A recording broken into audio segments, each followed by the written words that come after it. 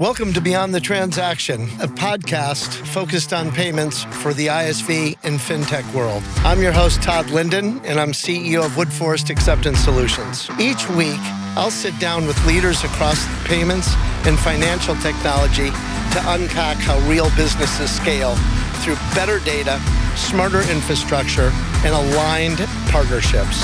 If you care about how payments actually impact growth, you're in the right place. All right, so the payments industry is in crisis, and I believe that it's a race that nobody will win, and that is the race to zero. It's something that you've talked about a lot, and I think that everyone listening to this show probably wants to understand, what does this really mean? It means doing something more, doing something more responsibly, taking and playing a bigger role in your customers' operating activities. It means using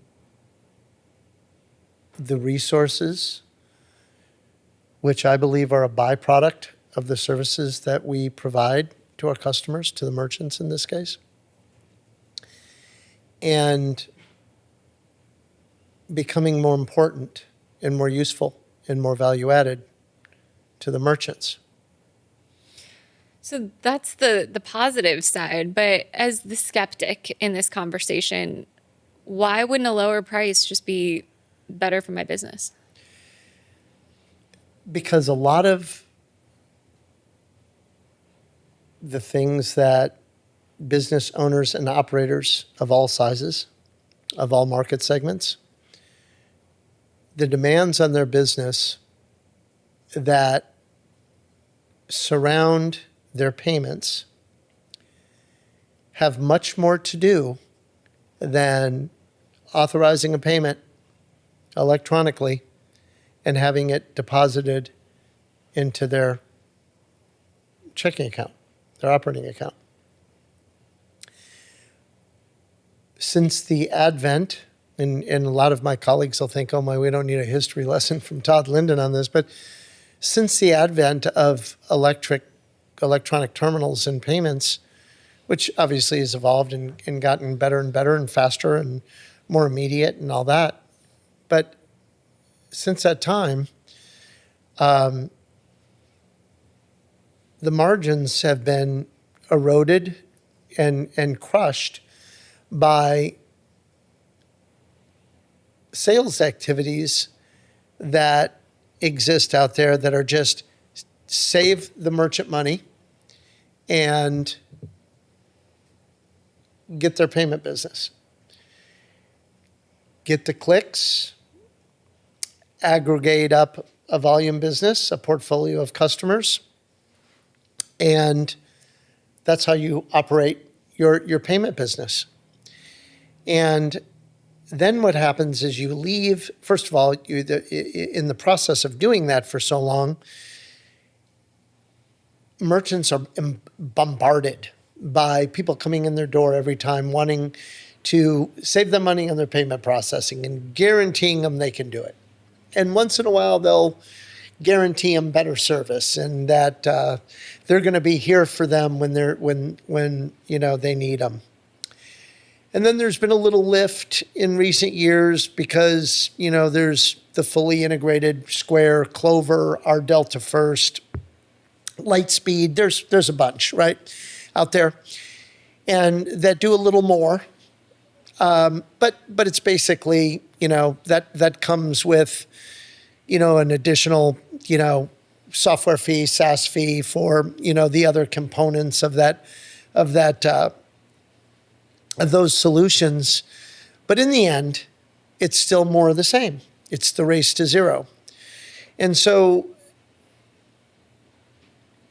what's happened now and what's happening more and more now, increasingly in the environment we're in now, is there's become this vertical dispositioning that integrated payments is taking to the payment community.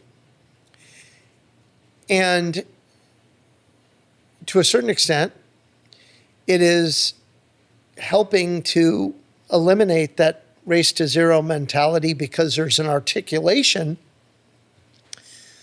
to the end user, to the merchant, that fulfills more of what the merchant actually needs to operate their business. And the best example of that, the most easily to articulate example to that is restaurants, right? You see it in restaurants every day, whether it be all of those fully integrated systems, those full service systems, communicate with the kitchen, have a loyalty component to them, have a delivery service attached, all the things that go on, table dispositioning and things like that. But most verticals, most different industries, if you will, have some semblance of uniqueness to them that could be better and more optimally serviced with a more thoughtful approach that surrounds their payment environment. So now that that's happening, you're starting to turn the trend. It's not happening enough. I think the first kind of change was don't pay for your payments anymore. You can charge your consumer for them. And so in that situation, the example is I'm unfortunately tied to Stripe through my CRM. That's my only option. Yep. I 3% every time someone uses a credit card. So I'm just adding that onto their invoice so that I'm passing off that cost and it's not eating out of my bottom line. Right. And there's right ways and wrong ways to doing that, right? Okay. Or I should say compliant and not so compliant ways to doing that. And the card brands don't like that. Unwanted acceptance is kind of the sediment around it. Why don't they want that? No, because I think that, and I think rightfully so, I think that, if there was a greater value placed upon electronic payments, the safe delivery of payments, that paying a discount rate that includes, it's compliant, it's safe, it's immediate, you don't handle cash, that's valuable. That is valuable. And so that convenience does not need to be diminished or passed along. Or passed on. And I think there's, in all fairness, there are verticals that are more suited to that environment, in service and stuff like that, where there's a different component to it where I think it's more tolerable, and that's a different issue. But that was one, I hope that wasn't a true attempt to bring value to the merchant. What I'm talking about is actually bringing operating value, which will then really turn the tide on the race to zero. So I will say, I go to a nail salon, and the nail salon decided that they don't want to deal with this 3% fee for credit cards. But for me, I'm there every couple of weeks. I don't want to have to go to the ATM to get cash in order to pay them. So now they have two different pricing. And the pricing, there's the cash price, which is what it used to be. And then there's, I think, every service is like $10 more if you use a credit card. And that's how they've decided to combat it. And I hate that because I'm like, I am such a loyal customer. I should be able to pay however I want. And I would prefer to always use my credit card. Well, if it's a flat $10, don't tell me the name of the merchant. There's a right way and the wrong way. And certainly there's a cash discount, compliant cash discount offering where you show incrementally more to cover interchange and processing. But so that notwithstanding, but I think that's sad. But I think that's a poor articulation. And I think that is provoked by bad sentiment that has been passed to the merchant community by payment processors and sales activities in front of those merchants. I think that if every single sale was handled with, these are the things, Mr. Merchant, that I can help you with. I can safely and in a compliant way electronically process your payments. I can show you a couple different options on how to create consumer loyalty. I can provide seamless integration into your financial accounting system. I can take care of your scheduling or your time and attendance or both. I can do inventory management. I can provide you data insights to help you explore other marketing alternatives and Like marketing marketing options. on the hours that it's slow. Yep. Providing discounts, that kind of thing. Right, and give you ideas on how to pair certain things together. And then take that all the way to, and when we've achieved success together,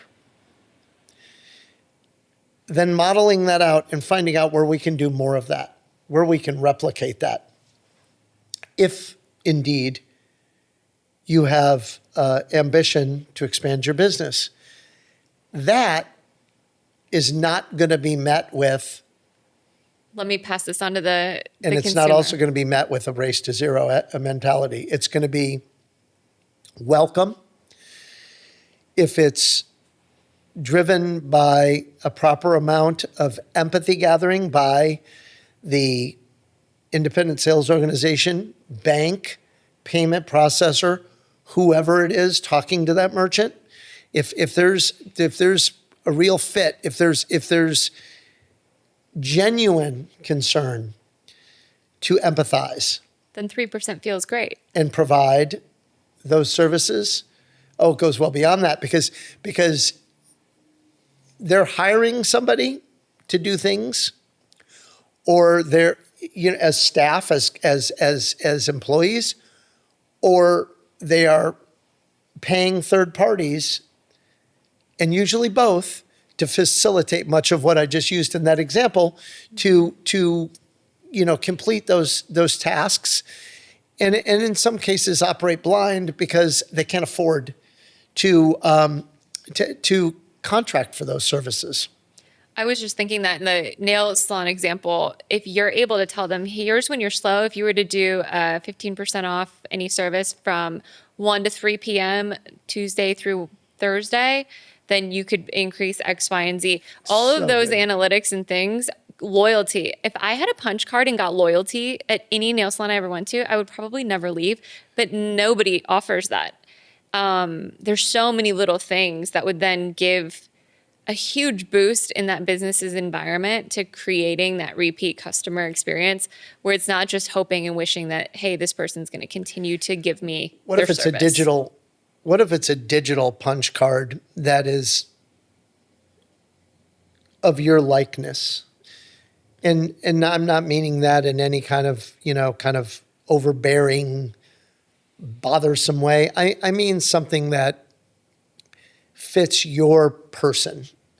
They understand, what you do when you're there, what your preferences are, and they really market to you in a meaningful way where, and it's even probably better if it's not done on any kind of like crazy cadence, when it's a cadence that fits you too. They understand your frequency, so they understand, when you're about ready to make the decision to return.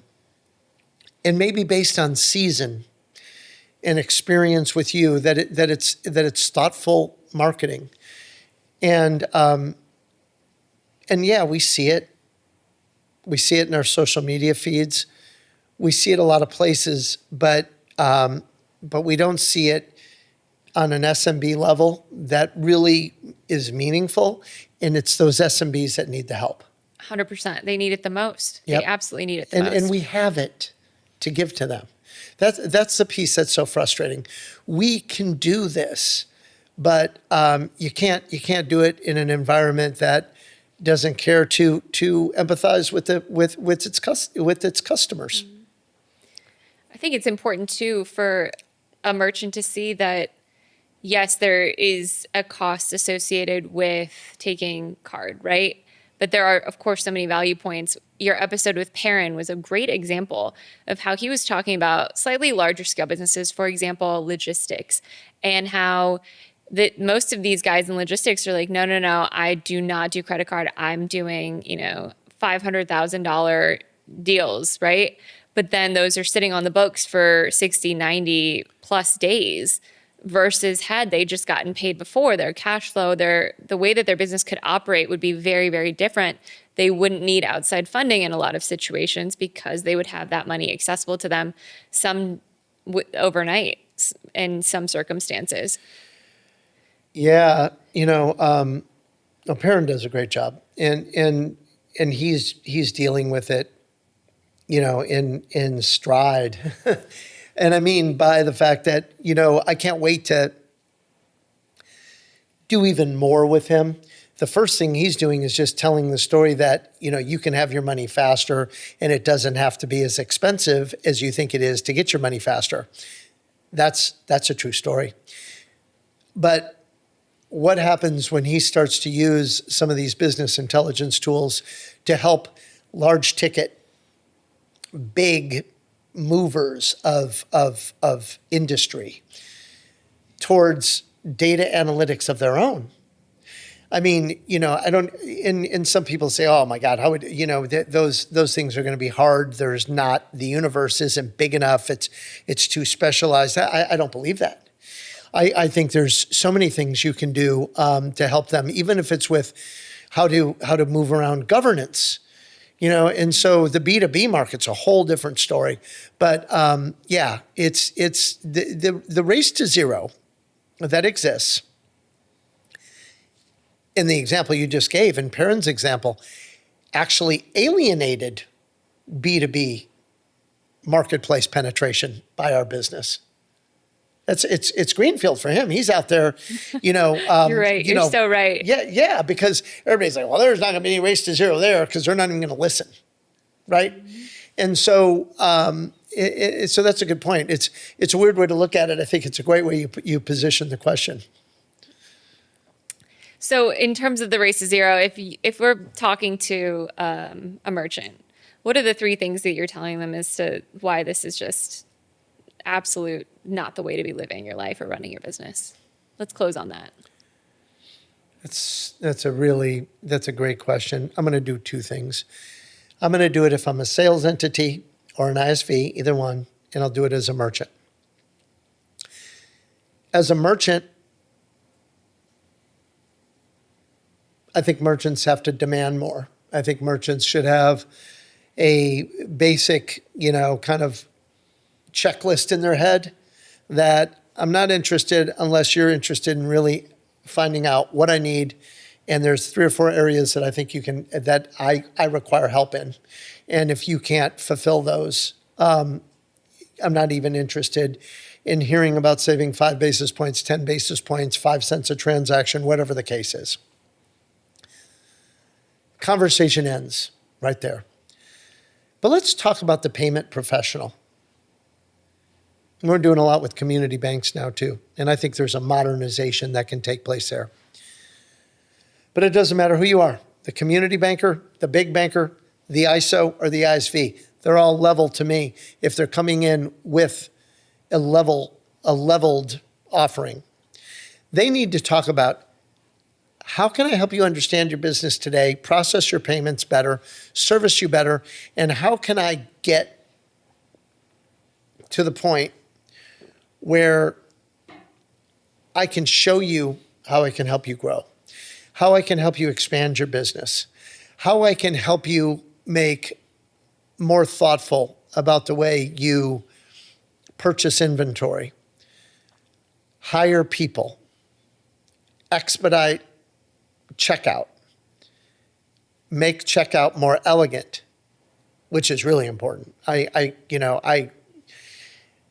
think it's way, undervalued, but have you ever been to an environment that has a real elegant kind of point of sale where you might be in a marketplace and it's all got really nifty I think consumer we've both been facing. to the one in Napa. Yeah, it's insane, amazing. right? And It makes shopping easy. It makes you want to spend more money. it's beautiful. Yeah. It's uniform. It's just a soft touch, really nice way to go. And I think that if the race to zero ends there, your attrition, no matter who it is that's selling the merchant, ends there. So the longevity of the account, the margin in the account, the satisfaction of your customer, and your ability to get more out of your customer. And I don't mean more like more business out of one customer as much as I mean more of your customers telling everybody they know in that community that they've found a true partner in their payment processor. Whoever that is, whatever level of payment professional you are or what company you represent. So I think that's the advice I'd give to all involved. You know, that just actually reminded me of two examples, and then we'll close out. Walmart, you still can't tap to pay, which I find to be astounding because I walk into Walmart every couple of months for something that I need for the office on a whim. We've got one down the street. And I always go to tap, and it's like, nope, you can't do that here, which to me feels so antiquated for a large retailer. Kind of a clunky experience. You also can't use your phone to pay. So you physically need to have your card to be able to insert it. Otherwise, you are not paying unless it's cash or inserting a card at Walmart. Crazy. That's one of the largest retailers in the world, I do believe. Oh, it is. That could have to do with a lot of variables, you know, at that size, which is, I don't know that there's anybody out there that quite levels up to them. From a volume perspective, they've got integrations, and it's probably a heavy lift to accommodate change. Yeah. Because you'd have to do it on such a widespread level, but you're right. But if anybody's got the resources to do it. Why does a Walmart look like a giant Apple store? Oh my, can you imagine? Right. Can you imagine? You know, that's a good point. I'm sure they'll achieve that. I've met, in all fairness to Walmart, because we're close partners with them in a lot of ways, but they have a very, very sophisticated payments group and a very, very large payment, kind of business and a large scale, large enterprise to move. But yeah, you're right. I mean, that's a great example of how, you can refine the process, and who knows what that means to sales, to the expedited, kind of checkout environment. It's especially during peak periods, back to school, holidays. Yeah. Another thing that I find so beautiful is when I go to a higher end boutique. I actually don't care if it's low end boutique, higher end, whatever. And they have the ability to check me out on the phone because I'm only buying a couple of things, and they've got the bags scattered strategically through the store. So if you find me over here in this aisle, are you ready to check out? I don't want you to have to wait in that crazy line. There's nothing an adult hates more than waiting in line when we are not at Disneyland with a child. Do you know what I mean? Oh, 100%. Nothing worse. 100%. So when stores can alleviate that by simply having these beautiful handheld PAX devices that seamlessly check you out, they email the receipt, and then off you go with your day. It could be that easy though. I agree. And I just, and it's that kind of consumer convenience all the way through to data, to helping merchants succeed. It's my message here is to everyone who's involved, there's a lot more you can do, and the more value you provide, the better relationships you'll have with the merchant community. To learn more about the topics we discussed today, or to explore more about how modern payment infrastructure can support your business, visit toddlinden.com or woodforestpay.com. Thanks for spending time with us on Beyond the Transaction.